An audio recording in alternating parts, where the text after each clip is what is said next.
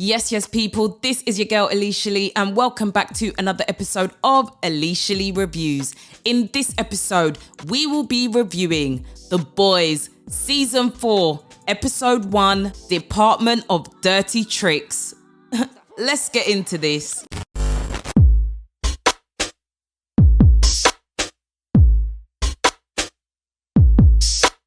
Hit that subscribe button.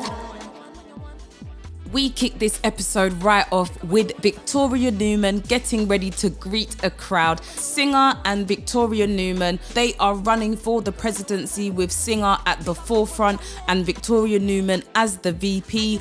But Singer, he's got other plans. This is where we see the boys, they are getting ready to put that plan in action. We see that Kimiko is dressed as one of the waiters and she brings out some food to the guys, especially MM. We see Huey and Annie are on site trying to get the electrics going so that things are up and running, and that is where MM asks where is Butcher, but we see that Butcher, he is not doing too well. Remember, this man is compound V'd up, he's temp V'd up. There's a lot going on for Butcher and it really is not looking good for him at the moment. We see Butcher speak to no one saying don't start, and that is where Kimiko and Frenchie come out and ask him who is he talking to. They try to give him the uniform, but we know Butcher, he ain't wearing that. The guys go in, getting ready to execute the plan, but that is where they stop Butcher at the lift and let him know that he's not going to be coming up. Mother's Milk is now in charge of the boys.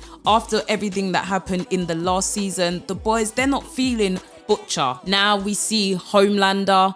He's having a wee. Why are we here with Homelander whilst he's having a wee? We are here because we see that Homelander has noticed some grey hairs. Yes, Homelander is getting old, and this is something that he is clearly not happy with. It's something that we can see he's having difficulty coming to terms with, especially where he knows about other suits that have the ability to remain young, i.e. Stormfront, i.e. Soldier Boy, and for him, he does not have that ability. So it's something where he's realizing maybe he's not as godlike as he thinks he is. And this music that they play when Homelander comes on, no, you gotta laugh. Like, it sounds so triumphant at first and then it just all goes downhill. Homelander tries to give Ryan some words of encouragement. Ryan, he is not really good being in crowded spaces, and we saw that in previous seasons. Homelander is trying to give him that confidence, and he lets Ryan know that, you know, humans, they're just toys for their amusement. Excuse me, Homelander,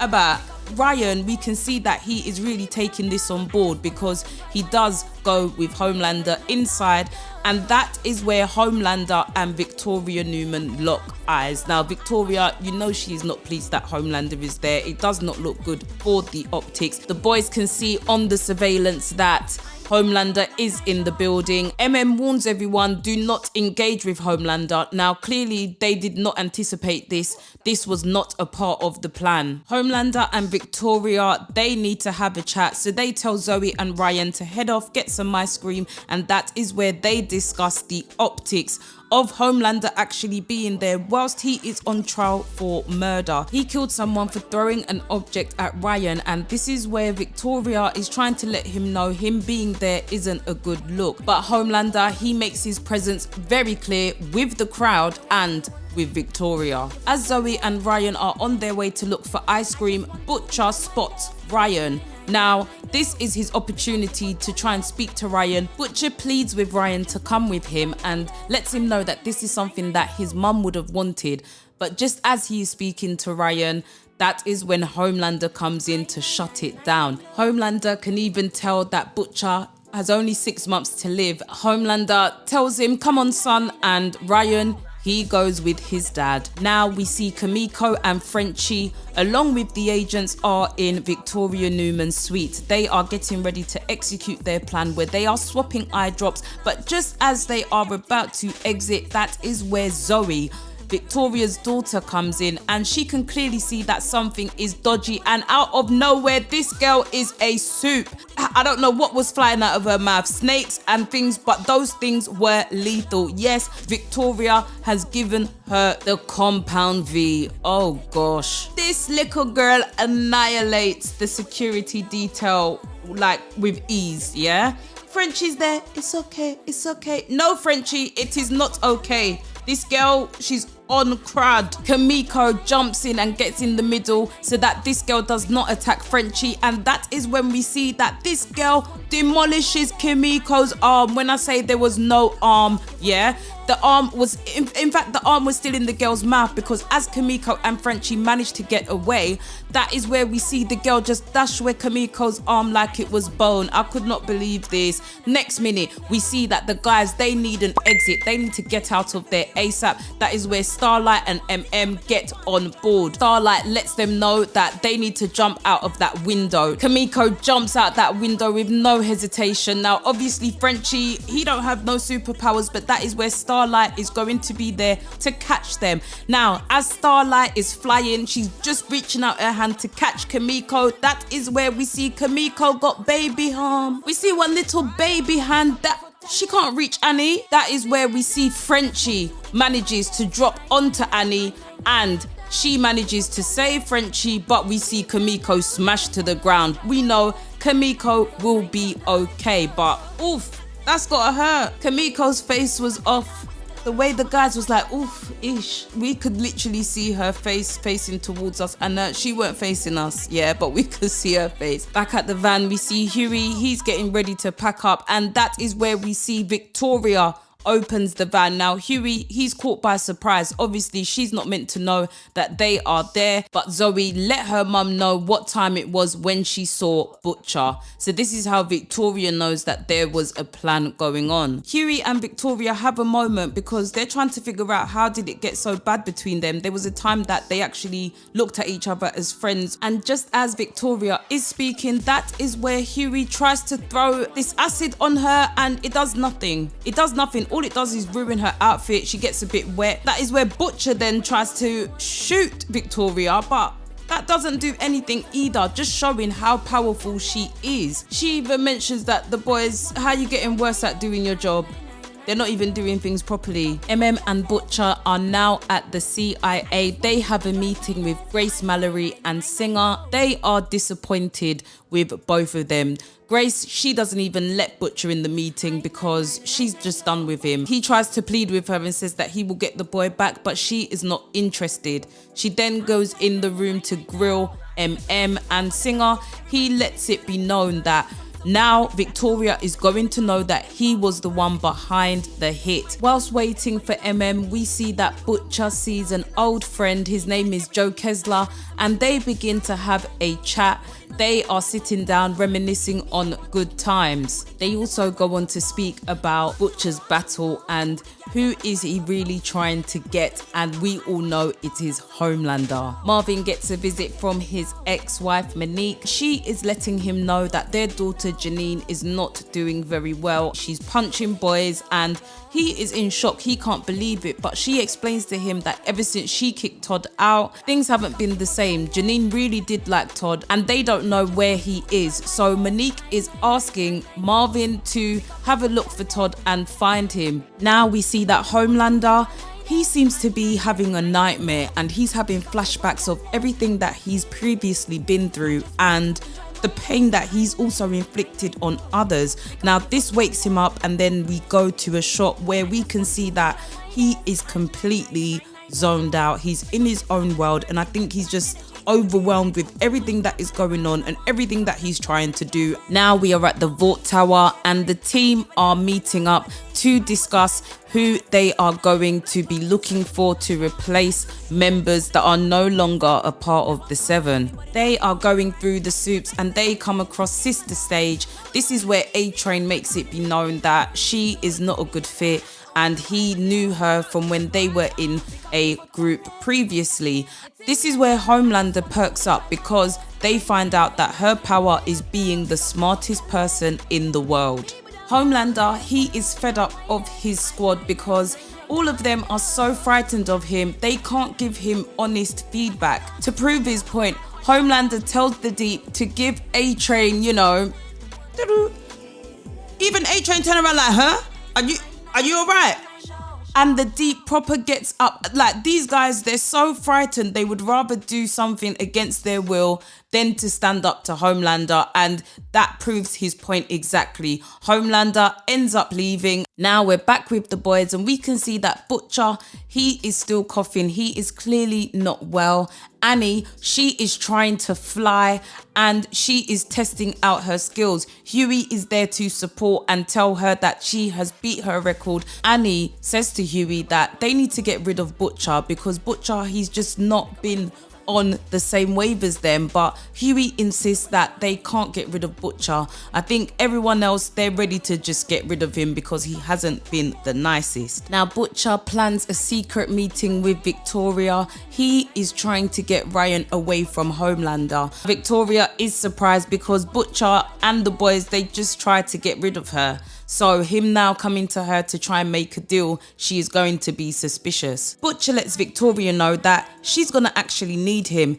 If she gets in power, Homelander is going to use her as his puppet. She's not going to have much power there. On top of that, the boys and the CIA will also be after her.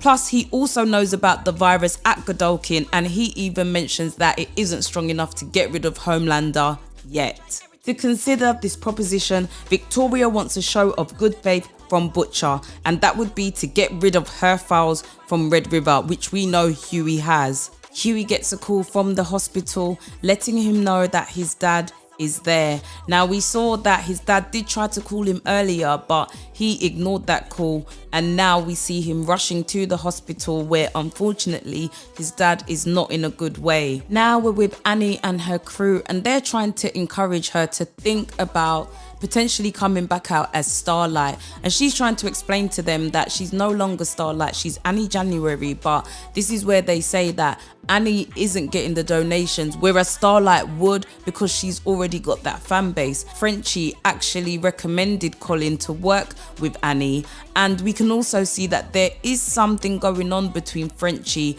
and Colin. Kimiko picks up on this as well. Back with Homelander, we can see that he is getting ready and he has found a grey hair in that area. We can see that he's got some artifacts that he's saving up, including his grey hair in a jar. He then looks at options for the new soups and he pauses on Sister Sage, and that is where we see he pays her a visit. Sister Sage is surprised to see Homelander at her door, and even more surprised to see that he is not in his famous suit. She even mentions it and says that she's never seen him without his suit before, but he is going to visit Sister Sage incognito because he needs help. Homelander asks Sister Sage to show him how smart she is, and at first she's a bit confused, but that girl, she gives him a read of a lifetime, and he was not prepared because she even goes down to letting him know about his concerns about aging. She's reading him. Homelander goes on to ask Sage for her advice on how she would level things up, and she goes on to explain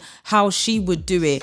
Homelander invites Sage to join the Seven, and he reassures her that he will listen to her and what she's got to say. Gives her the opportunity to put her theories into practice. Back at the base with the boys, we see that Huey is back and he lets Butcher know that his dad has had a stroke. Now, he did mention that right before it happened that his dad did try to call him and he didn't pick up. Butcher tries to reassure him not to beat himself up about it. Now we see that Frenchie and Kimiko, they are on the hunt for Tom. That's when Frenchie gets a message from Colin, and Kimiko, she does question Frenchie and says that they have been spending a lot of time together. Frenchie does admit that it is complicated. Kimiko tells Frenchie that she does love him, but they're never gonna happen.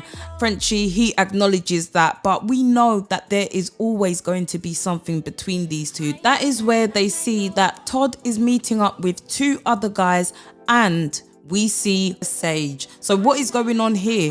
Why would Todd be meeting up with Sage and these other guys? He is taking pictures of this meetup. Once inside, we see that Black Noir, the Deep, and A-Train are all there, and that is where Homelander comes in and meets his fans. Now, obviously, they are so happy to meet him, but they do not understand that this is all a ploy. Homelander tries to say that they're martyrs and thanks them for their sacrifice. Next minute, we see that bats are being handed out by the Deep. Homelander asks the Deep, Black Noir, and A-Train to get rid of them. At one point, the Deep even asks if this is a test, and Homelander lets him know no, he wants them to do this. As the fans try to leave, we see Black Noir gives one of them a hit. Poor Todd tries to escape, and A-Train, he's not feeling doing anything violent, but this is where Black Noir comes in. Sister Sage, she's so proud of herself. She tells the guys to wait for further instructions. These people are going there thinking that they're going to meet their superhero, but no, they are meeting their fate. And this is where we see Homelander comes out and the guys spot him there. Frenchie even makes a comment, shouldn't he be on trial? Homelander makes his way to court, and that is where we can see there's clearly a divide between Starlighters and Homelander's crew. The verdict is coming in, and that is where we find out that Homelander is found not guilty. Obviously, all of the fans of Homelander are very pleased and the Starlighters are disappointed. Now, one of those Starlighters happens to be Sage, and this is where she starts pandemonium once again by throwing her drink at the opposition, the Homelanders. And this is where things just start to get completely hectic. Everyone is fighting. This is all been orchestrated by Sage. Next minute, we see the boys, Frenchie, Kimiko, and MM pull up to the court to see everything that's going on. Whilst at the hospital, Annie can see everything that is going on too, and Huey reassures her that it is fine to go. She has to get down there ASAP. The boys start putting in work against some of these rioters, trying to help people. And this is where we see that Colin is getting attacked. Frenchie gets over there to try and help him and make sure he is okay. And this is when we see that they kiss. Back with A-Train, Noir, and the Deep, they are going to begin the cleanup. Back with the Homelander crew and the Starlighters, it is completely going off. Homelander tries his least to ask everyone to remain calm. Really, this is exactly what he wants, and he is absolutely loving it. We see that Starlight has arrived and she pleads with everyone to stop. We also see one of her employees get attacked. Things are not looking good at all. This is where we see that A-Train dropped these bodies off. What they are trying to do is frame Starlighters, because clearly these were Homelander fans, so it's going to look like Starlighters done this. We then see that this is now on the news, and just speaks to Monique to let her know that they will speak to their daughter tomorrow about what has happened to Todd. Now we're with Homelander and Ryan. They are trying to celebrate with a glass of milk, and this is where Ryan, he is letting his dad know his concerns. He lets his dad know that he does not want Butcher to die. And you can see that Homelander is so frustrated, but he is trying his best to remain calm. And this is where he even questions Ryan and says, even though he abandoned you, he said awful things about you. This is where Ryan lets Homelander know that his mum loved Butcher. Clearly, Homelander is mortified. You just see Homelander take a sip of that milk, because if he says anything more, he's gonna laser up the place. Now we're with the Deep and his octopus babe, and this is where she is trying to tell him that they should just get away and enjoy life together. And you know, the Deep, he really wants this, but he's not able to give the life that she is asking for. She doesn't want to hide anymore. It would just be Kevin and Ambrosius. Ambrosius is really trying to let the Deep know that they can run away together. They don't have to stay there, but he's in turmoil because he knows that he's got responsibilities here, and their relationship, he knows it won't work. Now we're with Colin and Frenchie, and after everything that's happened, we can see that they are now together. We then see that Frenchie looks at a picture of Colin's family and then puts it down. Back at the hospital, we see that Huey, he is just feeling it. I know that he's feeling a lot of guilt from not answering the call earlier. and now his dad is in this position. It is going to be really difficult for him. This is when we see another visitor pop up, and that is where Huey turns around and says, "Mum." Back at the boys' headquarters, we see that Butcher is speaking to Becca. He is sounding defeated, and she is trying to remind him that he made a promise to her that he was going to look after Ryan. She even says that if Ryan becomes Homelander, it is going to be worse for the world.